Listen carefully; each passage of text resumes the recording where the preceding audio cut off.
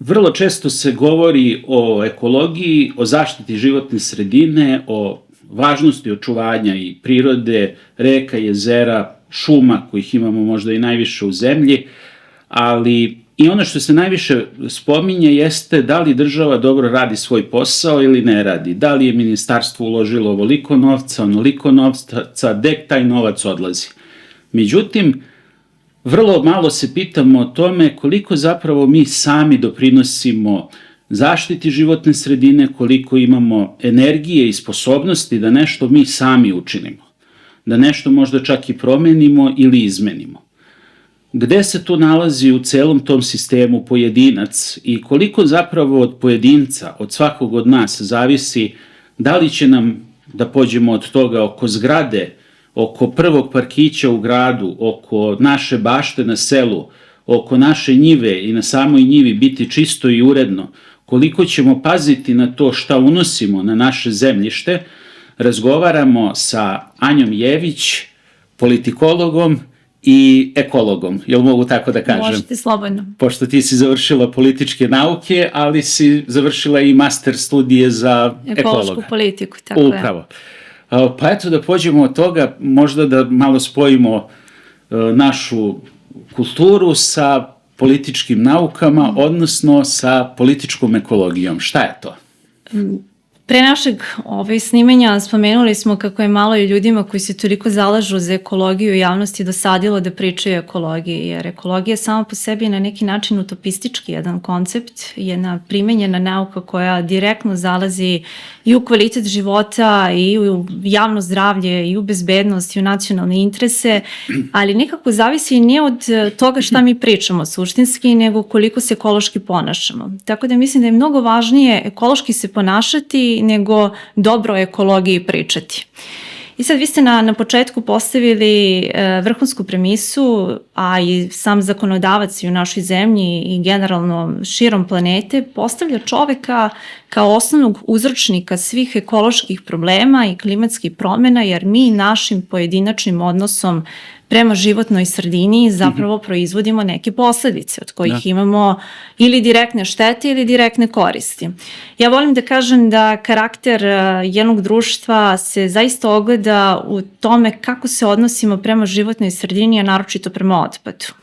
Jer čini mi se da je ključna premisa u uopšte ekološkom razmatranju da li je čovek stekao uvid da je životna sredina nešto što zavisi direktno od njegovog ponašanja ili životna sredina zavisi od tuđeg ponašanja. Jer svako polazi od te osnovne premise, sad ako bacim smeće u reku ili izbacim šut na mesto gdje to nije predviđeno, da će neko doći i očistiti, a to se ne dešava. Dakle, mi smo sami u direktnoj uzročno posledičnoj vezi kada je u pitanju otpad i kada je u pitanju ekologija. S druge strane, često se dešava da ekologija bude dosta politički obojena. To je velika greška, zato što postoje neke teme u društvu oko kojih mora da postoji društvena saglasnost, široka društvena saglasnost i konsenzus, da bez obzira na političke razlike mi uvek budemo spremni da radimo za ekologiju, da radimo za životnu sredinu. Jer radići za životnu sredinu mi zapravo ne radimo samo za standard života tokom našeg života, mi radimo za buduće generacije. I kad se tako stvari postave, jasno je odakle ta utopistička idealtipski koncept kad se govori o ekologiji. U ekonomiji osnovna premisa je nema besplatnog ručka. U ekologiji taj besplatan ručak neko mora da napravi sa minimalnim utroškom resursa koji su ograničeni i mora da očisti. Taj koji čisti je onaj koji stvara problem. I to ljudi o tome ne razmišljaju, zato što ekologiju uglavnom postavljaju ili kao sporednu, ili da društvo prosto mora da bude bogato, da svi ostali faktori jednog uspešnog života treba da budu zadovoljeni, pa da se tek onda bavimo ekologijom. A to suštinski nije tačno. Ekologija je voda koju pijete, ekologija je reka u kojoj se kupate, ekologija je hrana koju konzumirate, ekologija je vazduh koju udišete. I sve to zavisi naravno od pojedinca. To ne znači abolirati sistem i velike kapitalne infrastrukturne projekte koji treba da omoguće da osnovni uslovi komunalni budu prisutni, ali postavljanje pojedinca i promenu ponašanja pojedinca dovodi do toga da imate jednog ekološki osvešćenog pojedinca koji će u svakom trenutku postavljati ekološki interes, nacionalni interes na prvo mesto. Nisam želeo da te prekinem do kraja, ali kad si spomenula upravo taj moment politike i ekologije, gde se zapravo ekologija i zloupotrebljava. Apsolutno. Ja mislim, evo, možda to nije propraćeno kod nas u vestima, ja mislim da je najveći problem zapravo stranka zelenih u Nemačkoj. Evo, prost primer, preveo sam tu vest na sajtu, to je trenutno u Nemačkoj jedan onako veliki skandal. Naime, otkriveno je da je Bundestag dao nekih 100.000 evra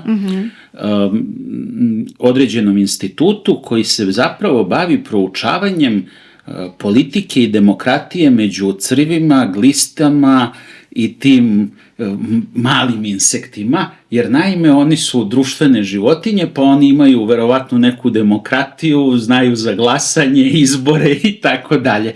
To je toliko bila smešna priča koju su oni dali u opravdanjima u svojim ekspozeima da je to neverovatno, a opet, pazi, govorim Nemačka. Da. Pošto mi veličamo Evropsku uniju i Nemačku, a ne shvatamo zapravo koliko i oni sami imaju problema. Apsolutno. Onda šta se tu desilo? Isplivalo je na momente zapravo da i sama ministarstva koji su dali tolike pare, jer 100.000 je ogromna količina novca i za jednu Nemačku, oni su zapravo shvatili da su od tog, pošto oni su pravili naučne simposijume, pravili su svašta nešto. Tu je bilo... Napravili su čitavu nauku od toga.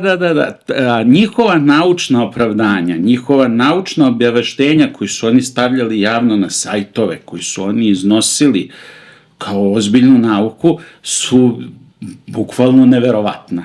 Daje se kredibilitet očigledno nečemu što apsolutno nije važno. Sad možda im je previše dobro i ekologija cveta kod njih, što suštinski nije tačno. Vi, pretpostavljam, s obzirom da sve pratite, znate da Nemačka koliko god investirala u obnovljive izvore energije zbog geopolitičke situacije, oni su i tekako morali da fosilna goriva forsiraju u prethodnom periodu.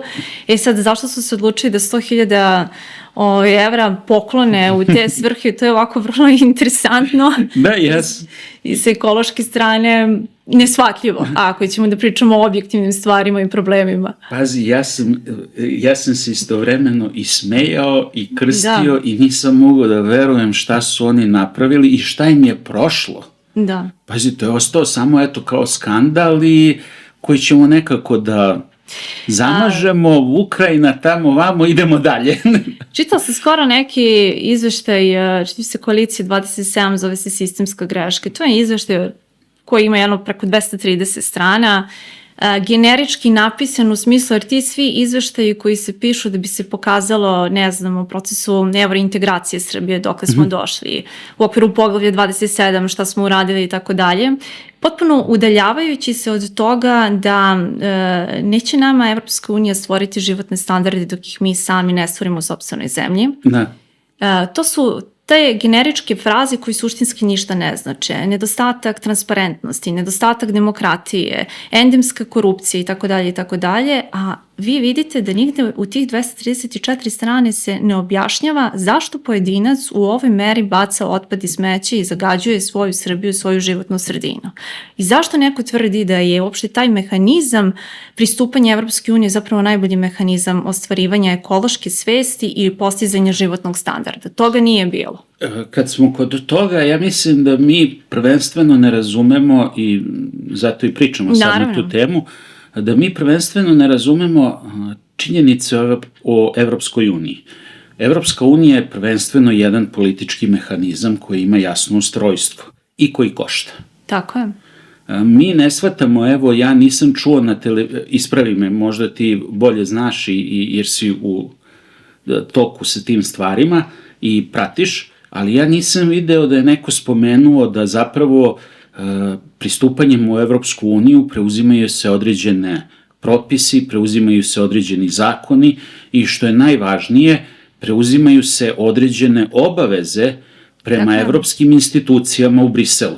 I to je ono što ovi suverenisti čuveni po Evropskoj uniji Apsolutno. govore, jer vi morate uz porez koji redovno imamo, i to niko ne objašnjava, dakle ove poreze koje već plaćamo, mi Imate ćemo dodatne. imati dodatne poreze za Evropsku uniju koji su, rekao bih, ono kada se podeli na domaćinstvo, pa ajde da ne kažem neku cifru pa da ne ispadnem kriv, ali barem 1-2 puta do 3 veće u odnosu na regularne ove naše domaće poreze koje imamo.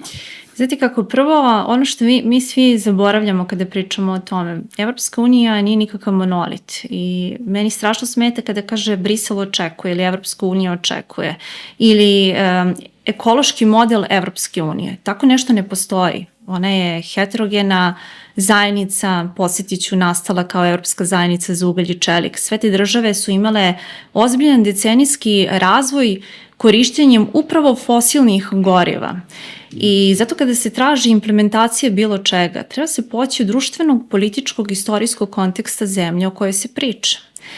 Među tojim zemljama Evropske unije postoji jedan veliki disparitet i u korišćenju fosilnih goriva i u korišćenju obnovljivih izvora energije i postojanju svesti građana prema ekologiji. Recimo, Švedska je fantastičan primer. Švedska je napravila svoje standarde faktički zahvaljujući pojedincima koji su imali poštovanje prema životnom prostoru u koji živimo. Znači, postoji jedan koncept u ekologiji koji se zove tragedija zajedničkih dobara. Znači, mi svi znamo i polazimo od te premise da naše ponašanje pojedinačno će proizvesti posledice koje toliko neće biti strašne i neće ostaviti otisak na životnu sredinu zato što ih proizvodi samo jedan čovek. Vi uzmite da milionski potezi proizvode ogromnu štetu. I to je ono što često zaboravljamo kada pričamo o životnoj sredini. Švedski građanin zna šta je javna sramota, a javna sramota je nepoštovanje prema životnom prostoru u kojem živite. Kao kad odete u goste, nećete sigurno baciti pikavac nekome na pod. Sa takvim istim premisom, takvim istim mišljenjem treba da izađete u životni prostor u kojem ste vi. Kada mi budemo osvestili pojedinca u Srbiji, u našoj zemlji, da vodi brigu o rekama, o šumama, o jezerima, zato što tako osjeća i zato što to smatra visokim patriotskim činom, da treba da živi u zdravoj životnoj sredini i da tu životnu sredinu čuva za buduće generacije koje dolaze, mi smo napravili uspeh. To se ne postiže ni sankcionisanjem, to se ne postiže ni velikim državnim strateškim planovima koji su neophodni da bi životna sredina dostigla određene standarde, to se postiže konstantnim govorenjem o ekologiji i to na način da budemo na terenu, da budemo prisutni. Sećam se, bila je jedna velika akcija 2008. godine, čitala sam skoro o tome, u Estoniji gde je 50.000 ljudi skupilo 20.000 tona otpada. 2 godine kasnije u Sloveniji 13% populacije je uzelo učešće u sličnom projektu, očistili su 5.000 deponija. Da li vi možete da zamislite, imajući sad u vidu Srbiju, političku krizu u kojoj smo mi često, da neko nezavisan, potpuno neka nezavisna ličnost, dopadljiva koja se bavi ekologijom, pozove sve političke stranke, sve zvaničnike, predstavnike nevladine organizacije, građane koji su zainteresovani da kažu ajde da očistimo Srbiju narednih mesec dana. Ja mislim da se to ne bi desilo iz više razloga. Prvo bi se posvađali, evo već vidim, neću da imenujem, ali pritom bi se međusobno prvo opozicija posvađala da li treba da idemo, da li ne treba da idemo i ko će da nas predvodi. Tako je. To je prvi moment. A onda bi se svi zajedno posvađali, ako bi se iskupili nekako, Tako je. nekako da se skupimo, onda bi se posveđali da li ćemo da idemo prvo na zapad, da li ćemo da idemo na istok. Onda bi se pobunio jug zašto nisu oni, a ovi iz Vojvodine bi, namerno tako kažem, bi verovatno tražili opet neku autonomiju. Verovatno bi tražili autonomiju i akcija bi propala. Upravo to, tako da šalu na stranu, taj moment može i da posluži ova šala kao uvod, jedan mali upravo za tu priču koju si načela o odgovornosti pojedinca. Jest. Na to što kažeš, Švedska je dobar primer i smatram da jeste. U mnogo čemu bi možda trebali malo da se upravo u toj društvenoj organizaciji malo i ugledamo baš Šveđane koji su, ja mislim, i za taj čuveni evropski model, mada ne znamo šta je to. Da, god je to bilo.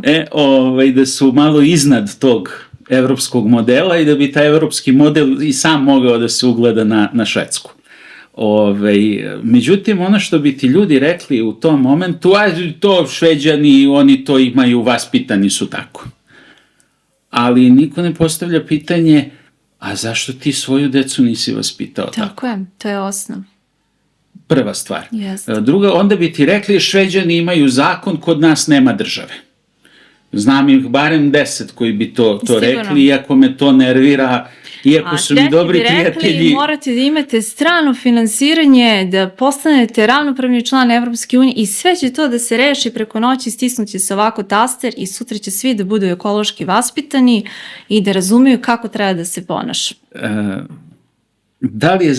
Da li su to zapravo samo izgovori ljudi ili je to nešto drugo u pitanju? Ili je možda negde neka sredina možda? To je teško pitanje, ali to su izgovori ljudi. Ekologija zahteva jednu vrstu discipline i tu disciplinu ili ćete imati kao deo kućnog vaspitanja. Ako promašite to kućno vaspitanje po tom pitanju, onda biste trebali da imate u osnovnoj školi. Ali ne u osnovnoj školi da sad vi naučite na času prirode i društvo šta je to biodiverzitet, nego lepo da odete, posjetite Taru, pa posjetite stanište mrkog medveda, pa onda objasnite deci kada vidite onu tablu, ovde šetate na sopstvenu odgovornost, šta to suštinski podrazumeva, da ste vi na staništu prirodnom, gde su i ostala živa bića prema kojima vi morate da imate neko poštovanje, da sve što ostavite u prirodi, da ako to neko ne skloni, to će vas sačekati sledeći put kad dođete i da ako 1.000.000 vas prođe i ostavi 1.000.000 flašira, ambalaže, flaša ili bilo čega, da će to sačekati tu i da to ne sme da se tu uopšte nalazi. Sad, kako to promeniti, kako kod ljudi stvoriti svest da je javni prostor životni prostor u kojem oni žive i koji direktno utiče na kvalitet života, nisam sigurna da postoji prava formula, ali znam jedno, ne sme nikada da se odustane u objašnjavanju da je to suštinski tako.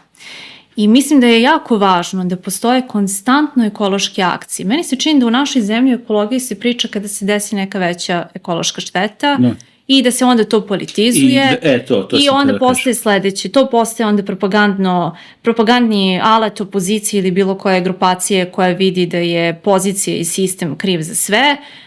S druge strane, o ekologiji treba da se priča 365 dana. Potpuno je normalno ne bacati smeće u sopstvenom okruženju. Potpuno je normalno razmisliti kada dođe zima kako da se zamene ta zagađujuća individualna ložišta, da omogućimo da nam vazduh nema toliko štetnih PM čestica. Na koji način to da promenimo, tu isto lokalna samouprava mora da radi jedan deo svog posla. Ja mislim da sprega detekcije različitih problema i mapiranja s jedne strane i volja kod mladih ljudi i kod starih, ali kod mladih ljudi koji se više kreću, koje treba da posećuju različita mesta u Srbiji. Strašno i skandalozno da su tek u vreme korone otkrili prirodne lepote Srbije. Pa Srbija je jedna pejzažno identitetski prelepa zemlja sa toliko neopisivim prirodnim lepotama, biodiverzitetima, šumama, obradivim površinama. Ja ne znam da li ljudi shvataju da ako se normalno i dobro ne odnosimo prema tome, da će to nestati. I zato mislim, ja ne dopuštam nikad da ekologija bude ni deo bilo kakve ideologije. Jako zastupam stav da se sa patriotske strane ekologija bolje brani, odnosno zaštita životne sredine. Jer vi ako inkorporirate nacionalno odgovorno upravljanje prirodnim resursima kao osnov svega, onda nikada nećete doći u situaciju da kada vam strani kapital i strani interesi u vezi sirovina koje su retke i koje su deo geopolitike zakucali na vrata da uopšte razmišljate o tome. Kada to tako postavite, vi onda imate čoveka koji se bavi ekologijom na pravi način u praksi. Takav čovek ne sme da odustane do situacije da pojedinac ne sme da baca smeće. A kako ćemo doći do toga? Pitali ste, sprega promene obrasca ponašanja. Promena obrasca ponašanja se stiče kontinuitetom navike i discipline. Javnost i mediji u tome moraju da pomognu, moraju da budu pozitivni primeri, moraju uvek da se priča i na neki način nagrađuje da čovek oseti da je sramota baciti smeće. Daću vam jedan banalan primer od kojeg svako jutro ludim kada to vidim. Koliko puta ste vi, ja sam mnogo puta u svom okruženju videli komšiju ili komšinicu, uzme onu kesu od 60 litara, ima kantu za otpatke sa onim metalnim gore delom da ne može da se to radi, da se ubacuje smeće i ima kontejner 20 koraka od toga. Ona ubacuje ili on u to, teško mu je da odnese smeće do kontejnera. Kako to promeniti? Mislim, ja sad ne znam da li treba da postoji neka inspekcija ili neki digitalni web sajt gde ćete prijavljivati svu komšiju. Ali to je potpuno fascinantno. I onda ćemo da kažemo, ministarstvo ne radi svoj posao. Kriva je, evo, trenutna ministarka, krivo je, ne znam, ova služba, ona služba, mi nemamo državu.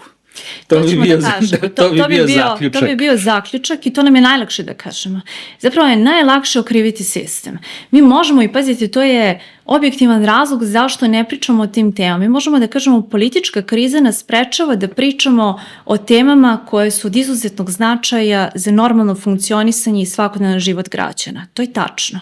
Zato što ako medijski prostor ispunite konstantnim krizama, političkim krizama, opozicija se bavi klevetanjem pozicije, neka treća grupacija za koju još uvek ne znamo šta hoće da ponudi pokušava da obori opoziciju, pozicija radi svoj posao, mediji samo izveštavaju o tome, naravno da pitanja poput ekologije, kvaliteta života ili evo recimo korišćenja pesticida, koji su takođe ekologija, neće naći svoje mesto.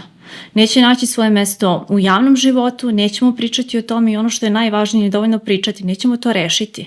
Meni strašno smeta da kada se desi neka ekološka kriza, oko toga se napravi jedna velika fama, opozicija kaže jedno, pozicija da odgovor na to, kontraargument i priča se tu završava. Šta se desilo? Ko je od ovih koji su u opoziciji nešto po tom pitanju suštinski uradio? Da li si doneo neki memorandum? Da li si dao neki predlog po tom pitanju? Da li si rešio tu deponiju? Nije strašno očistiti deponiju. Ja ne znam šta ljudi očekuju i misle da je uvek neophodno neko treći da dođe i da je očisti. Suštinski, evo, dogovorit ćemo se i očistit ćemo jednu deponiju. To je veliki problem, a to kako ministarstvo radi ili ne radi, zašto bi to građanina treba da interesuje kada građanin ima volju i hoće da učestvuje u životnom prostoru, bude ekološki osvešćen i ponaša se ekološki, a infrastruktura zakaže negde. Znači, nemate dovoljno kanti, nemate kanalizacijnu infrastrukturu, nemate mehanizme za prečišćavanje otpadnih voda.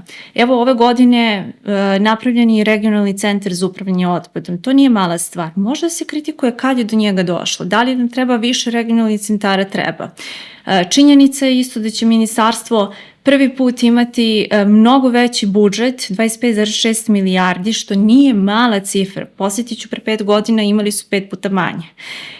Bićemo sledeće godine prestonica Svetskog dana zaštite životne sredine u junu mesecu. To su neke pozitivne stvari i meni sviđalo se ili ne sviđao rad ministarstva ili trenutnog ministra.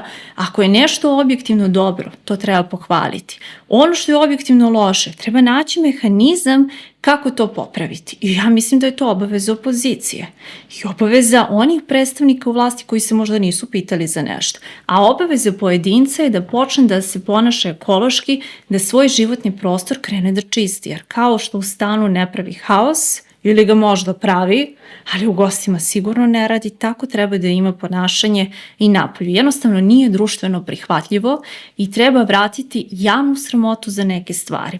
Problem je, dakle, ne samo nesankcionisan pojedinac, problem je pojedinac kome je normalno baciti iza sebe smeće, napraviti nered, spaljivati kablove zbog bakra, spaljivati strnjiku, spaljivati njive, odneti šut. Pazite, neko sedne u automobil, stavi šut i odnese ga u šumu. On se vrati, on nije sankcionisan, on zna da ga niko neće kazniti. S druge strane, njegov komšija će uraditi isto i to je veliki problem. Obojica će zapravo samo, eto, ako mogu da ispravim, Slobodno. obojica će odvesti taj šut ne na predviđenu lokaciju, jer će tamo neko da mu možda naplati Tako je. 50 dinara ulaska na deponiju, možda i neće, ne znam. Ali će zato vrlo rado taj šut da istresu u komšijsku njivu komšije koji nije tu.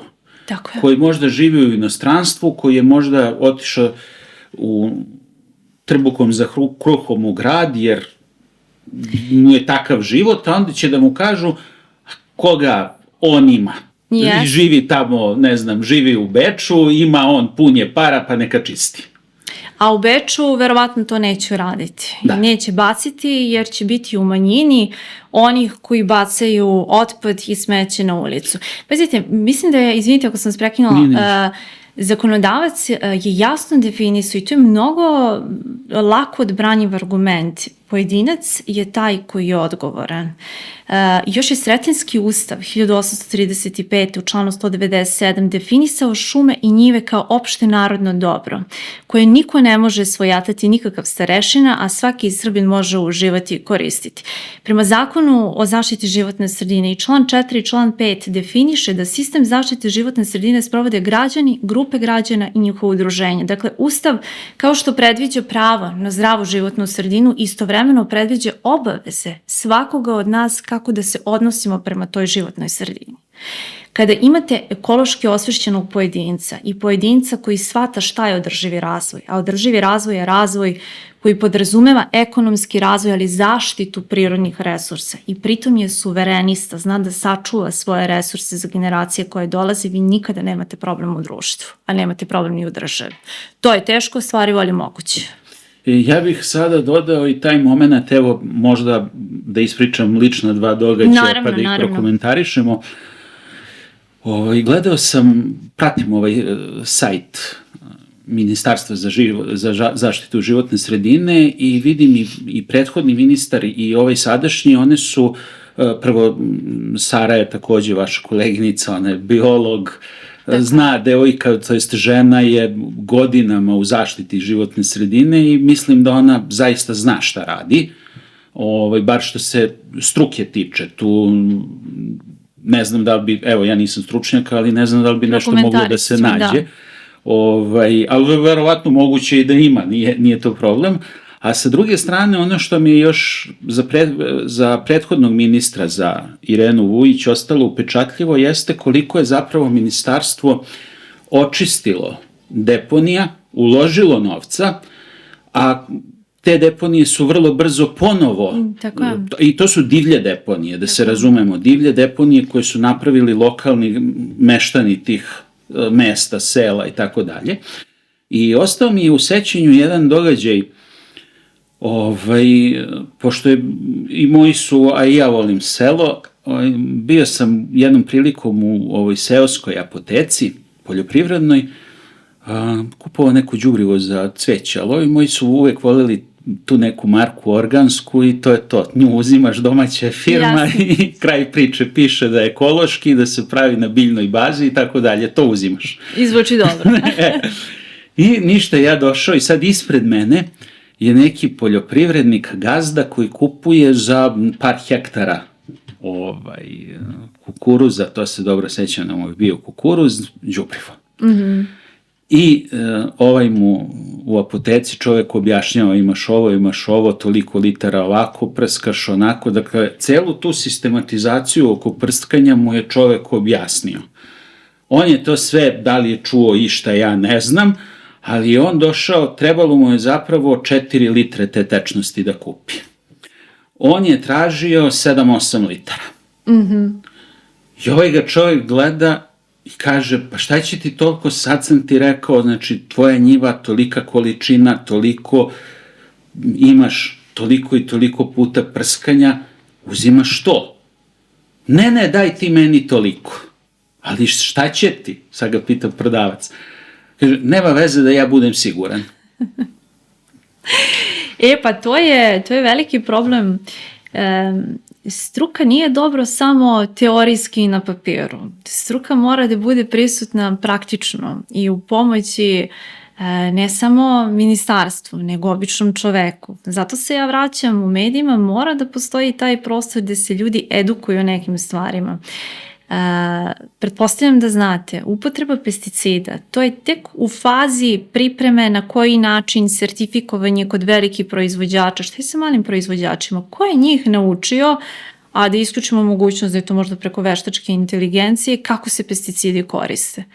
Dakle, kako mi hranu suštinski konzumiramo? Eto, vidite, taj čovjek procenio da mu treba više, i ti ne možeš... I vi u toj proceni sad ne možete ništa da uradite, da se nadamo da nikoga neće ugroziti sa time, ali to je njegova lična procena. Tu treba staviti jasnu kontrolu i biti vrlo, vrlo strog, ali sad kako do te kontrole doći u implementaciji, na tome treba da radi ministarstvo. Spomenuli ste Ministarstvo zaštite životne sredine, ono što se meni dopada je prisutnost na terenu. Ja to zaista pozdravljam i ja mislim da generalno o životnoj sredini, da ministar prvo treba da bude neko ko u svojoj profesiji, u svom zanimanju i u svom pozivu se upravo koristi principima zaštite životne sredine. Na prvom mestu integralistički princip. Znači, životna sredina mora da bude i u energetici, i u urbanizmu, i u ekonomiji, i u razvoju i mora biti isključena svaka vrsta političke kompromitacije. To je jako teško u partijskoj državi, ja se slažem.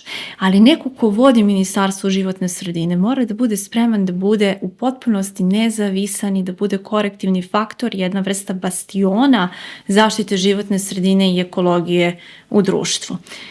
Da li ćemo to postići, vidjet ćemo. Videla sam koji su neki ciljevi postavljeni za ministarstvo. Ono što je jako važno je dobra komunikacija sa lokalnom samoupravom, na tome treba raditi, jer dopustiti da građani u manjim sredinama sami rešavaju ove probleme, to se neće desiti. No. Znači, mora se ulagati u regionalne centre za upravljanje otpadom.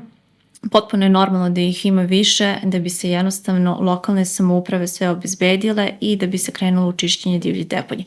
Mi smo se uhvatili otpada kao jednog od krucijalnih, tu su i druge, da kažem, ekološke stvari, ali smo pokrenuli tu temu.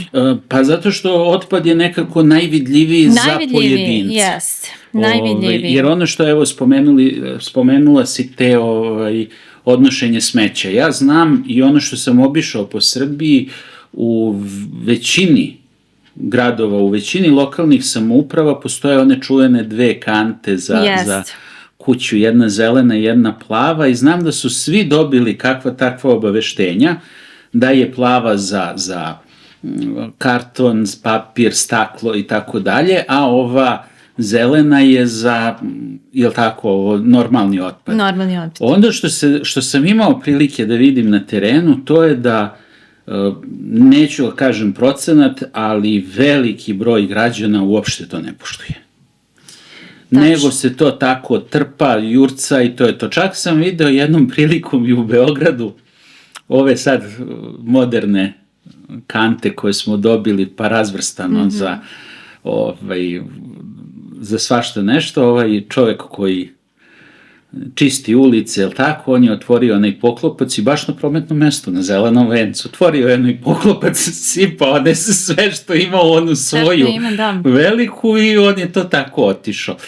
Naravno, on je kao takav i to mi možda je žao što osim pesme Bore Čorbe ne vodimo računa mnogo upravo o tim ljudima koji rade na terenu.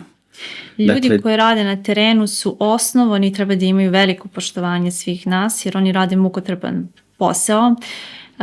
Spomenuli smo skoro 20% od cele populacije ekološki osvešćeno. I sad zamislite koliko je nas, uzmimo za primer Srbiju, koliko je stanovnika tu. Šta se dešava sa ovih 80 i više posto koji uopšte ne vode računa o svemu tome? Ja ne znam koliko bi mi trebali da imamo komunalnih službi i ljudi na terenu da bismo mogli da očistimo sve. Ne pričam samo o gradovima, ja pričam sad i o selima i o nekim atraktivnim turističkim destinacijama.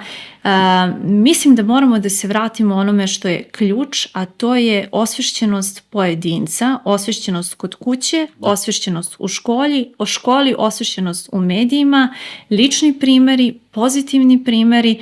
Vi ste spomenuli reciklažu i razvrstavanje otpada. Treba doći do tog nivoa svesti. Mi se i dalje bavimo onim što je osnovno, a to je da smeće koje ste napravili bacite u kantu za otpadke. A zamislite sad kad pričamo o Nemačkoj, o Švedskoj, o Austriji, o Finskoj, Islandu, zemljama koje se u ekološkom pogledu u potpunosti međusobno razlikuju, ili Francuskoj koja ima sad i nuklearnu energiju i tako dalje, tu imate nivo osvešćenosti razvrstavanja otpada kao jednu vrstu normalnosti. Kao što ujutru ustanete i vodite računa o svojoj ličnoj higijeni, tako vam je deo svakodnevnice razvrstavanje otpada. I to oni smatraju jednostavno normalno. Oni idu korak i dalje, pa onda kažu konzumerizam je nešto što takođe proizvodi ekološki otisak, više se troši prirodnih resursa. Zašto treba da kupujem nešto što već imam? Mogu, da smanjim svoju potrošnju, na taj način radim i štednju, pa onda kada uđeš u supermarket, oni razmišljaju takođe ekološki osvešćeno, ajde vidimo kako su ovi proizvodi nastali, da li su ekološki ili ne. Dakle, nivo raste kao i u vežbanju. Prvih 2 nedelje je najteže, zar ne? Posle postaje navika i disciplina i vi se prilagodite onome što je normalno. Mi moramo jednostavno ono što je normalno, to je očuvanje životne sredine iz pre svega ne samo nacionalnih interesa, iz interesa očuvanja zdravlja jedne nacije, a to jesu suštinski nacionalni interesi, da vratimo u kolotečinu da nam to bude normalno. Spomenuli ste i taj primjer, evo to sam zaboravio da prokomentarišem, Nacionalnog parka Tara. Oni zaista imaju na svakom mestu jasne table i upozorenja i kretanja, ekološke table sa obaveštenjima o svemu i svačemu. Imaju veliki broj mladih koji dolaze da posete Taru, da li ekskurzije, da li ovako ili onako, nije ni bitno, ali eto i pored svih tih ograničenja uvek bude za službu zaštite više posla, ne mnogo, ali zna da bude, da se pokupi smeće, da se počisti i tako dalje. Uzmite, evo, mlade ljude koji se tamo zateknu.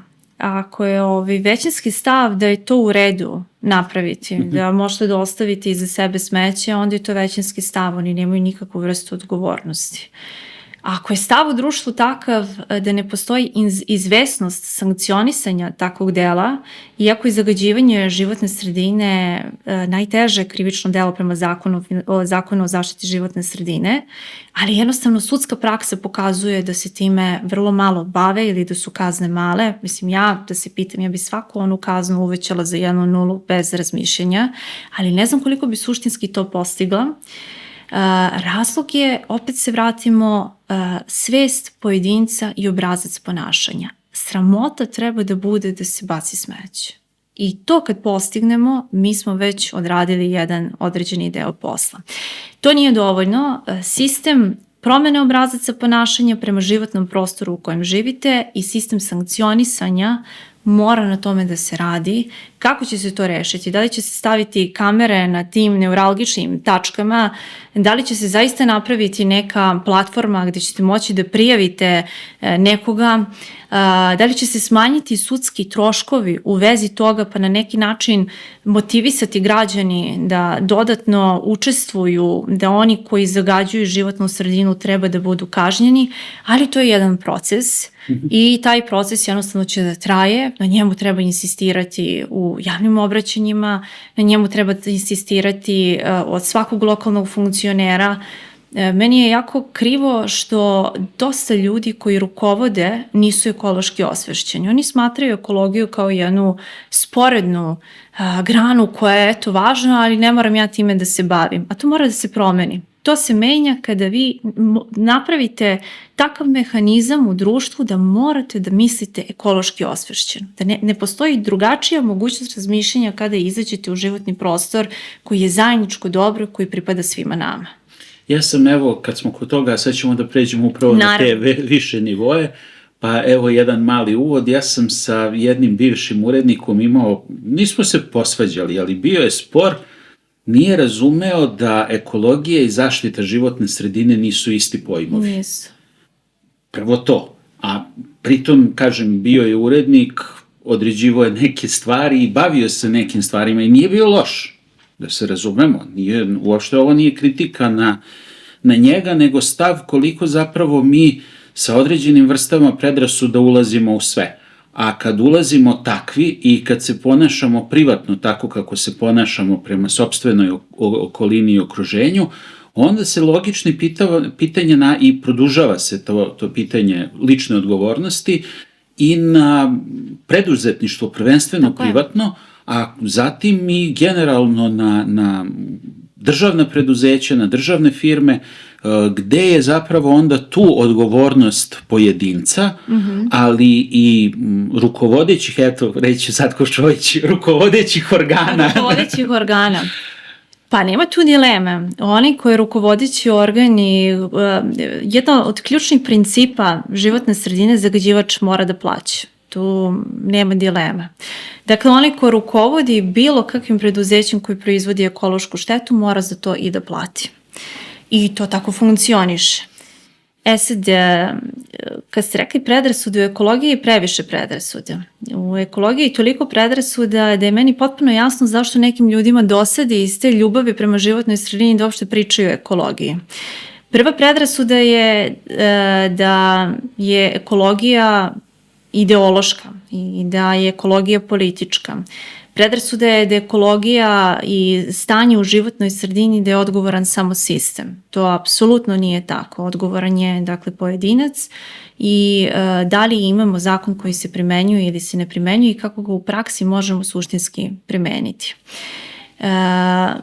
S druge strane, ima toliko pozitivnih primjera kako je to urodilo plodom u mnogim zemljama, da mi samo treba ne da izmišljamo nešto novo, nego da jednostavno iskopiramo te dobre primjere i implementiramo ih u Srbiju. Ali opet se vratim na početak. Ako je društvo previše opterećeno političkim krizama, što jeste, mi onda ne možemo da se bavimo temama od kojih građani imaju suštinski interes. I to mora da se menja. Kako će se to promeniti, to ćemo vidjeti. Ja mislim da treba naći mehanizme izlaska iz krize, jer kriza onemogućava i dijalog, i konsenzus, i saglasnost, i zajedničku akciju, a sve ovo je neophodno za ekologiju. Da bismo primenili ekologiju u praksu, odnosno sistem javnih politika koji doprinose zaštiti životne sredine, mi moramo da imamo široki društveni konsenzus. Evo, meni recimo nije jasno zašto ti pitanja koje se tiču čuvanja prirodnih resursa i onemogućavanja bilo kakvog privrednog razvoja ili upliva stranih investicija kojima se narušava prirodni resurs sopstvene zemlje se jednostavno odbijaju u parlamentu jednoglasno. Zašto znači pitanja od kojih svi imamo koristi kao stanovništvo ne postoji saglasnost? Da li je moguće da smo toliko politizovani da dobri predlozi političkih protivnika po automatizmu bivaju odbijeni samo što su došli od političkih protivnika? To je pogrešan pristup. Taj pristup koči mogućnost razvoja.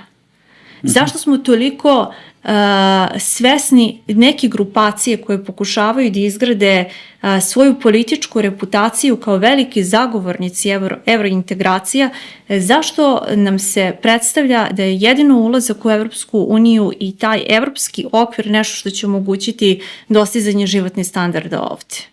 I na početku smo rekli, Evropska unija nije magični štapić. Nije magični štapić. To o čemu mi pričamo, to poglavlje, to jeste preskupo. Mi smo spomenuli budžet Ministarstva zaštite životne sredine ove godine od 25,6 milijardi ali dinara, a projekti infrastrukturni, kanalizacioni, vodovodni, mehanizmi za prečišćavanje otpadnih voda, uklanjanje deponija, to sve košta, procene su između 10 i 15 milijardi, ali evra.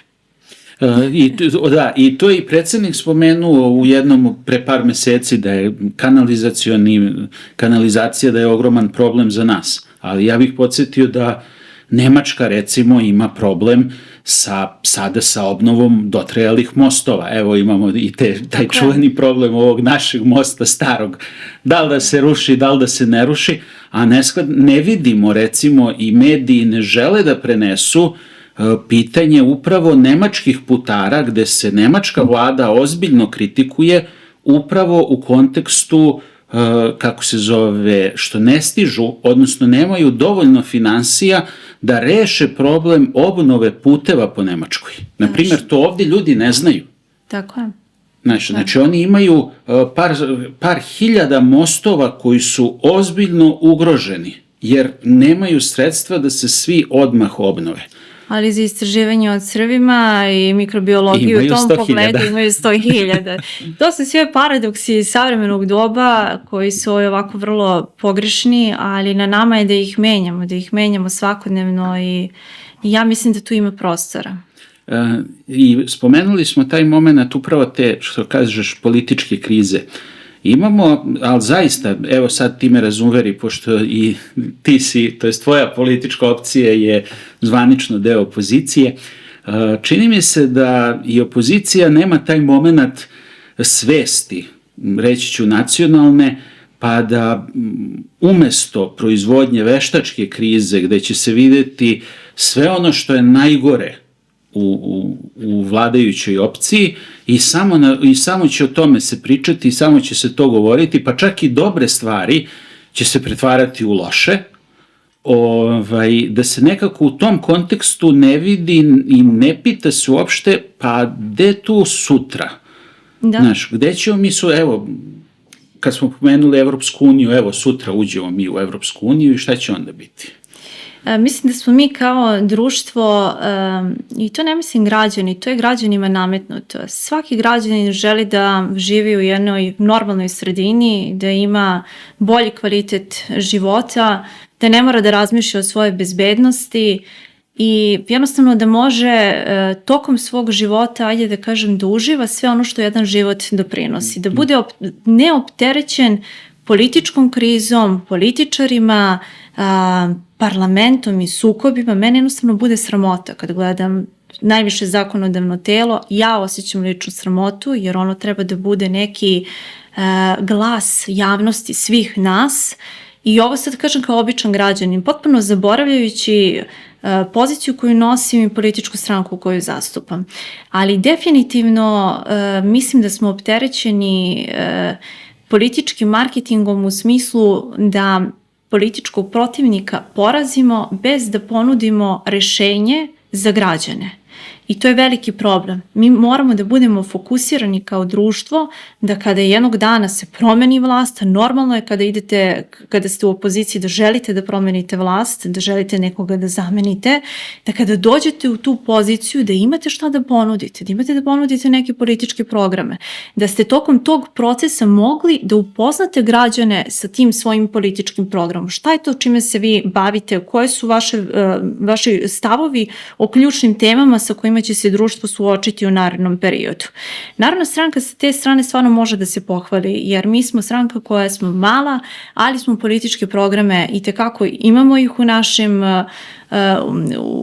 imamo ih i spremni smo da ih, da kažem, i predstavimo građanima i već smo ih predstavili, neki od njih su već implementirani i u prethodnom periodu, ali je mnogo teško kada ste vanparlamentarna stranka da vodite borbu. Sad, kad govorimo o tom stranačju, meni se čini da je tu nekako mnogo buke, mnogo galame, a rešenja malo ili ni malo. Koliko je zapravo važno i na koji način jedna mala grupacija, kao što i sama kažeš, može u tolikoj buci da ponudi neki svoj stav i neko svoje rešenje kada dobar deo te buke ne želi ni da čuje ništa. Slažem se, ne želi ni da čuje ništa, niti može, jer previše je bučno. Eto nas i kod buke po pitanju ekologije, ali treba da ponudi, mora da ima šta da ponudi građanima. Iz krize se naravno izlazi izborima. To je i osnovni demokratski put da se izađe iz krize, ali morate da imate politički program. Morate da imate nešto čime ćete da izađete i da ponudite građanima šta će se raditi u narednom periodu. Vratila bi se za trenutak na ekologiju. Naravno. Ono što svi mi zaboravljamo, bez akcionih planova, trogodišnjih i petogodišnjih, kako jedna privreda treba da se razvija, mi ne možemo da funkcionišemo. Zato su i politika na neki način, odnosno ti politički procesi duboko involvirani u samu ekologiju, jer ono što postavimo kao trogodišnji, petogodišnji plan, ako izbacimo da nacionalni interes u svim tim planovima mora da bude zaštićen i da privredni razvoj mora da bude zaštićen, mi smo u problemu. Ja nisam iskreno primetio, evo opet me ispravi ako grešim, nisam primetio da se dobar deo političara uopšte zanima upravo za takve planove, trogodišnje, petogodišnje. Pa evo, ići ću i na primer Kine, njihovi planovi idu i do 50 godina. Unapred. To je zato što se planovi vezuju za rezultate, a planovi se ne vezuju za pojedince. A u partijskoj državi dosta se polazi od toga da se sve vezuje za pojedince. I ja mislim da to je pogrešno, da svako u svom domenu treba da radi ono što najbolje zna, jer samo tako može da doprinese jednom društvu. Generalno, bilo koju oblast da uzmete, morate da postavite neke ciljeve, morate na kraju dana da imate rezultate u tome. Ako vam je jedini cilj da smenite vlast, vi onda trošite i energiju građana samo na to, bez da ponudite i da radite na nekim programima koji se tiču kvaliteta života. I to je ono kada sam rekla na početku, ako postavite nešto da vam je samo politički marketing, vi ćete se samo time baviti. Bavit ćete se kako da dođete do parlamenta, kako da dođete do lokalnih samouprava, lokalnih parlamenta, kako da budete vlast, a neki način u tom procesu treba da izlazite sa nekim predlozima i rešenjima koji treba da unaprede kvalitet života građana. Evo, upravo opet da se zaustavimo malo na tom primjeru Kine, da li je moguće recimo kod nas doneti neki, a zašto i to pitam, zato što nisam primetio, barem ja ovako gledajući sa strane, doneti neki program ili neki, ajde kad govorimo o ekologiji, neki obrazac koji će, kome će težiti upravo to, različite vlasti za nekih recimo 20-30 godina, jer ipak znamo, evo da pođemo od te reciklaže čuvene, raspadanje đubriva, raspadanje tih materijala nije ograničeno na ljudske godine. Nije ograničeno na ljudske godine, to su decenijski procesi. Upravo to.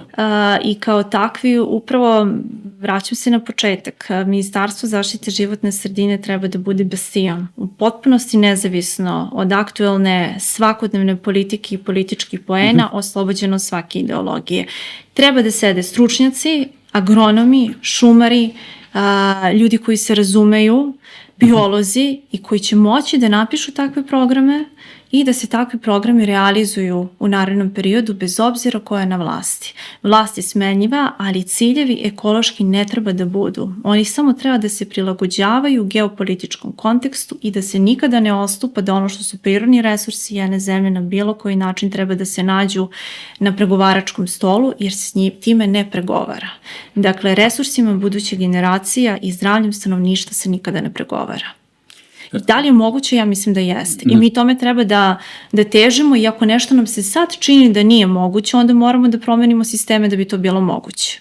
Da, ali onda imamo i taj slučaj da će upravo i ako napravimo nešto što je dobro i kvalitetno, onda će se pojaviti ljudi koji će namerno reći, ovo ne valja iz nekih svojih ličnih interesa i ciljeva, ovo ne valja, ovo ovako, i prosto će krenuti sa, a vidimo da se to dešava, ne samo kad su u pitanju ekološke teme, nego svaka tema koja se pojavljuje, bit će pretvorena u jedan politički marketing i senzacionalizam, ne bi li se dobili neki jeftini populistički bodovi koji će danas biti, a sutra već proći.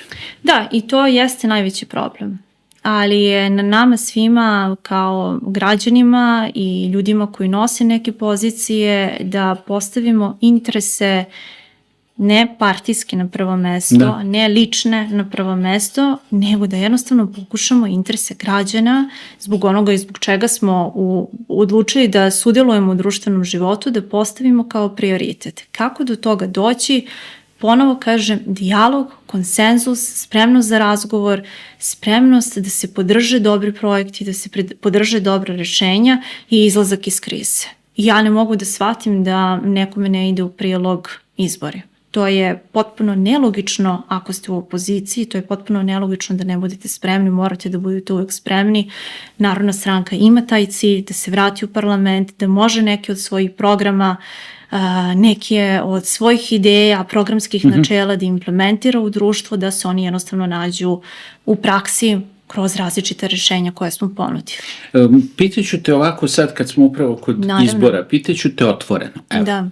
Imali smo primer ovih studenta koji su u blokadi, oni su pre par meseci, pola godine možda, kada su nuđeni izbori, rekli ne, mi nećemo izbore, mi hoćemo da budu izbori kad mi hoćemo. Onda su sada, nakon par meseci, sad evo ne smeju da se raspišu izbori jer mi smo jaki, mi ćemo da pobedimo. Meni to ne zvuči na politiku uopšte. Znači, meni to više zvuči na stadion, na navijanje.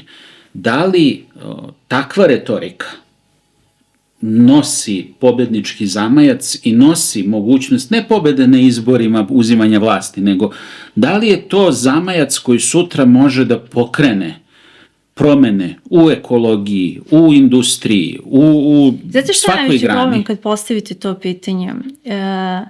Studenti i uopšte čitav sociološki fenomen koji nas je zadesio u prethodnih godinu i po dana. Mi smo ovde pričali o nekim planovima, o nekim programima, o tome da znamo ko su ti ljudi. Ja ovaj odgovor na vaše pitanje ne mogu da imam, zato što ja apsolutno ne znam ništa. Ja ne mogu da znam kako bi oni uradili nešto ili ponudili rešenje za bilo šta, jer nisam imala priliku kao običan građanin da se upoznam sa time. To ne znači, i sad bi verovatno medijski a priori mene neko proglasio da sam protiv studenta, samo zato što iznosim jednu objektivnu činjenicu, realnu činjenicu i okolnost da ja kao običan građanin nisam mogla da se upoznam ni sa jednim programom. Da. Kakav je stav po pitanju Kosova i Metohije? Kakav je stav po pitanju Rio Tinta? Kakav je stav po pitanju odbacivanja francusko-nemačkog sporazuma? Kakav je stav po pitanju evrointegracije? Kakav je stav po pitanju promene izbornog sistema? Da li ste više za proporcionalni ili većinski? Da li biste podržali promenu ustava i biranje predsednika u Skupštini? Šta mislite o poziciji, ne pričamo o poziciji sad nosiocu te funkcije, šta mislite o tim funkcijama? I tako dalje, i tako dalje. Kako biste rešili pitanje ekologije? Da li biste, ako pozicija organizuje veliku ekološku akciju, bili spremni da je podržite zato što time doprinosite društvu ili biste bili protiv toga? To su sva pitanja koja ja jednostavno nemam odgovor i ne mogu da imam nikakav stav. Da li je dobro igrati se sa potencijalnim sopstvenim glasačima i reći im, mi ćemo sad izbore pa onda posle nećemo, nikada nije dobro. Ako ste za izbore, izađite, kandidujte svoje programe i politike, neka građani glasaju ako su spremni za to, ako pobedite, treba priznati tu pobedu i to je to. Ali ja ne vidim programe koji se kandiduju. I vrlo sam zbunjena kao građanin šta se sve krije iza toga, koja je ta grupacija, kakva je to studentska lista studenta i tako dalje i tako dalje. Uzeli smo njih samo kao primjer, naravno, da se razumemo. Pričamo to je njima, prosto primjer koji je možda najpopularniji trenutno. Jest. Nikada nije dobro u jednom društvu da postoji toliko takva vrsta polariteta. To nikada nije dobro. To je jednostavno kao da držite gas i kočnicu istovremeno. Tu napretka nema, tu mogućnosti za rešenja nema, tu je samo nagomilavanje i odlaganje problema i ispunjavanje nekih obaveza ugovorom koji su davno preuzeti pa mora da se radi. Ali tu je društvo u stalnoj tenziji šta će da se desi, a ja se ponovo vraćam na početak, svaki građanin želi samo normalnost. Želi da živi jedan normalan život sa višim životnim standardom u ekološki zdravijoj sredini, a kako ćemo do toga doći, na nama je da se izborimo. Upravo, i ja mislim da je možda i taj moment ne samo borbe, nego da se vratimo na taj deo, pa nekako i da, što se kaže, zaključimo, da je taj deo obrazovanja prvenstveno nama veoma nedostaje. Evo sad spomenula si neka pitanja, ja bih možda tu dodao samo da je recimo za mene lično pitanje svih pitanja političkih, pitanje Kosova i Metohije. Apsolutno. Dakle, kako se neko odnosi prema Kosovu i Metohiji i iz tog pitanja mogu onda sva druga pitanja da izviru. Jer šta će nama i životna sredina i odnos prema možda Rio Tintu, ovome ili onome, kada gubitkom, to jest priznavanjem gubitka određene dela teritorije, ti zapravo gubiš kompletnu teritoriju. Igranja sa suverenitetom nema. Igranja sa teritorijalnim integritetom ne sme da bude. Suverenitet u 21. veku nije samo teritorija. Suverenitet su i resursi, suverenitet je i ekonomija, i ekologija, i briga o stanovništvu. Mi moramo u svakom trenutku da znamo naše crvene linije. Te crvene linije su mesto gde se postiže široka društvena saglasnost i na njoj treba raditi ako želimo da izađemo iz krize. Ekologija se takođe svrstava u tu temu. Kosovo i Metohije su naše, makar nijedan Srbin tamo ne živeo, a to se neće desiti. Tamo su naše svetinje, tamo je naša tradicija, tamo je naša Srpska pravoslavna crkva, bez koje ne možemo, bez koje nemamo naš identitet, bez koje nemamo tradiciju. Kosovski i Svetosrpski zavet je ono što je u našoj biti, što mora da se čuva. Sad to svedite da je nešto što je najvažnije, ali ubacite životnu sredinu, ubacite prirodne resurse u to, sirovine koje imamo, vazu, vodu, zemlju koju treba da sačuvamo za buduće pokoljenje. Možda mi nećemo uspeti da vinujemo tu pobedu u ovom trenutku, ali će biti generacije koje hoće. Ja kažem, mnogo je važno, kao što roditelji pokušavaju da ostave nasledstvo, i neka pravna lica svojoj deci u zavet, tako je jako važno da u zavet ostave i očuvanje nacionalnih interesa, patriotskih vrednosti, čuvanja životne sredine, jer to je ono što opstaje. Da, ja mislim da je to možda i evo da zaključimo. Naravno.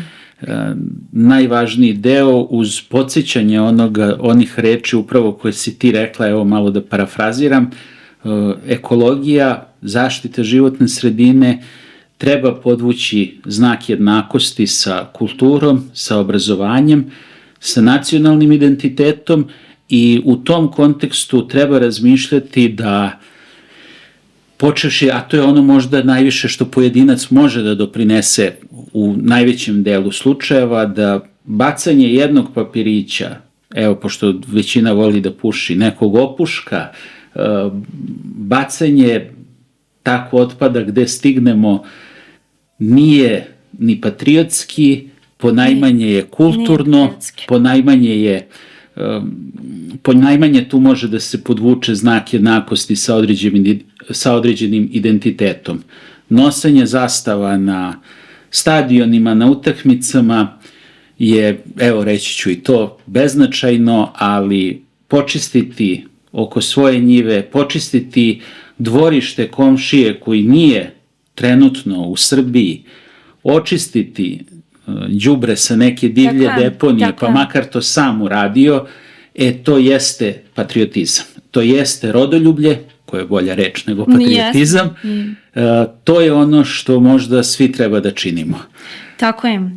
Ekologija je upravo to, a to je, da zaključim, patriotski se odnositi prema onome što je Bogom dano, naći način kako to sačuvati, unaprediti i ono što je najvažnije, vaspitati decu da je to patriotizam i vratiti javnu sramotu kada se ne ponašaju u skladu sa tim. A to se postiže vaspitanjem, pedagogijom i obrazovanjem, zato je obrazovanje toliko ključno za ovu našu temu. Anja, hvala ti što si bila, što si izdvojila vreme za nas. Hvala vama. I hvala ti što si mi, evo, to je posebna vrsta zahvalnosti, što si mi ukazala na jedan termin koji ćemo obratiti pažnju u narednom periodu, a to je javna sramota.